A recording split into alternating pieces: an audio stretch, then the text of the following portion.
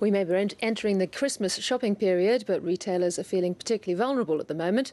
With the government agonising over the job losses in manufacturing due to a strong currency, the retail sector says it's been overlooked. So retail lobby groups representing Australia's biggest employers are launching an awareness campaign aimed at local consumers and the politicians. Here's Philip Lasker.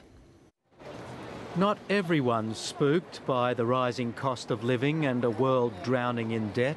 If I have a boyfriend, I want to spend all my money on them. But if I don't, I don't want to spend my money. But for many, global worries are blunting confidence. Definitely keeps you a little bit quiet when it comes to spending money. What's happening in the stock market is having a big impact on what I may have or may not have in years to come. So being, I guess, fairly very careful with making commitments at this stage. Well, look, I've been in retail about 30 years and I can't ever remember seeing the number of retailers getting themselves into either financial difficulties or actually having to close their businesses down. Consumer caution, the online threat and government regulation have seen the struggling retail industry launch an awareness campaign. We're a long way from a recovery and it's very, very critical that we remind people how many jobs come from the retail sector. The internet and radio campaign will highlight an industry worth $120 billion to the economy, employing more than 1 in 10 people, much more than manufacturing and mining put together. It's also the source of a quarter of the radio industry's advertising revenue. So it was no surprise to see them as part of the strategy.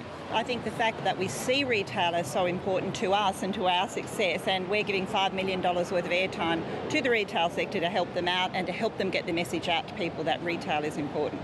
The strategy also aims to lift the industry's profile ahead of the Productivity Commission report into retailing, which will respond to a range of industry complaints.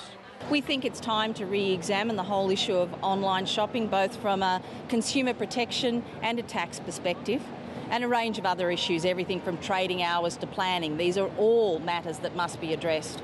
But while retailers wait for state and federal governments to deliver what they see as a more level playing field, they're hoping the Reserve Bank might step in with some assistance of their own.